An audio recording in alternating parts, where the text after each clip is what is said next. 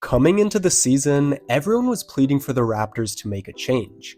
OG, Pascal, and Gary Trent were on expiring deals, and given their average play in recent years, the front office wasn't jumping at the first opportunity to re-sign them.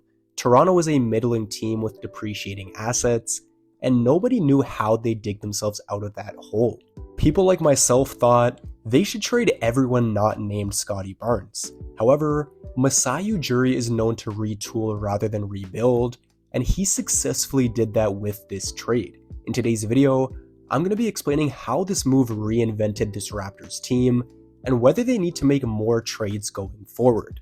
Before I get into it, make sure to leave a like on this video and subscribe. I'm trying to hit 1,000 subscribers by the end of the season, and your support goes a long way. With all of that being said, let's get into the video. As a Raptors fan, I was going to be hard on the front office for whatever trade they made. Over the past few seasons, this team has been extremely inconsistent, and at times things felt directionless. The team was lucky to get Scottie Barnes in 2021, and given their history of developing talent and building deep rosters, Toronto seemed like the perfect landing spot for him. Unfortunately, the Raptors have been painfully average since they drafted Scottie. Despite their mediocrity, the front office held on to guys like OG and Siakam, which frustrated the fan base. While other young teams were making moves and getting better, Toronto kept putting out a roster that wasn't producing. In the eyes of many, the longer they waited to shake things up, the worse their return would be in any trade. I say all of this to say that I was pleasantly surprised by the package for Anunoby. As I mentioned, his impending free agency could have scared teams away, but the Raptors were able to get two good young players for him. In my next video, I said that OG's fit had worsened with Toronto over the years.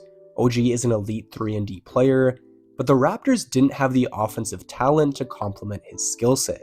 By trading for Barrett and Quickly, Toronto has become a better offensive team because they have more options to go to.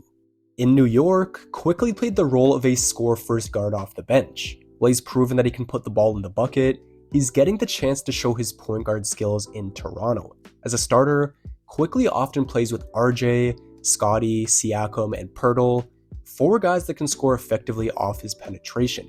He can make precise passes in the pick and roll, he uses his speed to blow by defenders and make dump-off passes, and he keeps his eyes up when his teammates leak out in transition. Quickly is averaging 6.2 assists since the trade, which has opened up more scoring opportunities for him. Because he's displayed some nice court vision, defenses have to account for that on top of his scoring. While Quickly was considered the prize of this trade by many, RJ has been just as impactful.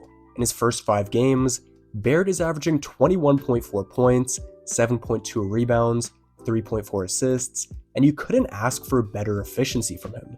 He's scoring in a number of different ways, which makes Toronto's offense more threatening. He can attack a closeout, score in the pick and roll, and use his strength in ISO situations, but what's been most impressive is his 3-point shot. It's a small sample size, but 50% from 3 on over 4 attempts per game is really impressive. His shooting was a concern when Toronto acquired him, but instead of hindering his teammates, he's currently opening up the floor for them. The Raptors rank 3rd in total passes per game, and RJ seems to be benefiting from this playstyle. Like Quickly, RJ is showing off his playmaking skills as well. By trading for these two, the Raptors lineup is filled with guys that can score and set up their teammates. As good as OG was, he was never anything special as a passer, and both Malachi Flynn and Precious Achiuwa were negatives on offense. As a result, their half-court offense looks much more fluid, and the team as a whole is making quicker, more confident reads. They've also been great in transition because as soon as they get a stop or force a turnover, they have 4 guys that can push the ball and make a play. Toronto has a bunch of athletes, and with their improved 3-point shooting, they've become extremely difficult to stop on the fast break. If you don't run back hard enough, they'll finish at the rim, but if you get back and try to pack the paint, they can hurt you from outside. If not for a terribly officiated game last night, the Raptors would be 4-1 since the trade.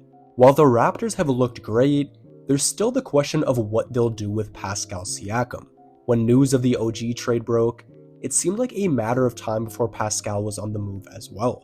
However, he's been phenomenal since the deal went down, and Toronto should be more open to re-signing him. In his last 5, Pascal is averaging 23.8 points, 5.2 rebounds, 4 assists, and he's shooting 61.1% from 3. Nobody has ever questioned Siakam's ability with the ball. With Siakam, the questions arise when we talk about his play off the ball.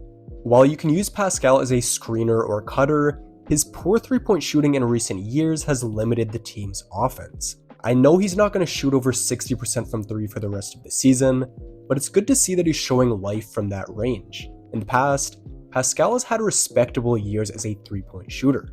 When you consider that, as well as the fact that Toronto now has several players that can get him good looks, there's reason to believe he could shoot a respectable percentage from 3 going forward. Pascal is Toronto's best offensive player, his outside shot has looked better, and with less offensive responsibility, he's able to make more plays on defense. You don't simply give someone of his caliber away for nothing, and at the moment, his value isn't too high. The best offer I've heard that seems semi-realistic is Siakam to the Warriors for Kuminga, Wiggins, and some picks. If this trade were offered a year ago, it would sound a lot better, but Wiggins is having the worst season of his career, and while Kuminga is young, he has his flaws. He's been unhappy with his role in Golden State, and at best he's probably the 4th option on this Raptors team. He's also a poor three-point shooter, which is a weakness Toronto has finally seemed to eradicate. If you weren't sold on Siakam's talent alone, his veteran presence holds value too.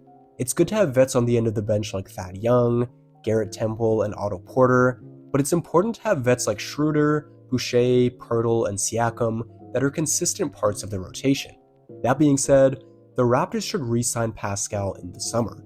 If they want to trade him down the line and go young, they could still do that a year or two from now. Sure, he'll be making more money, but teams will be willing to give up more because they won't have to worry about him leaving in free agency. If the Raptors want to move someone, it should be Gary Trent.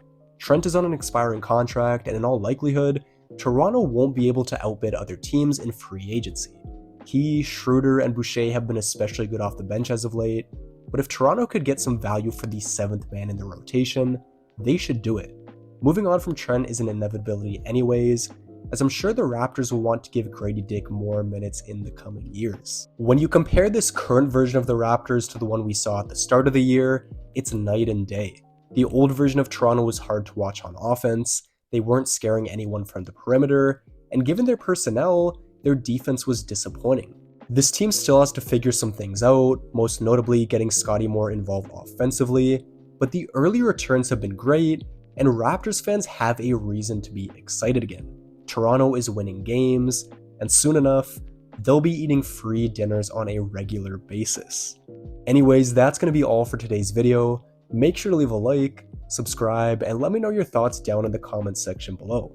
With all of that being said, I'm out, and I'll see you in the next video.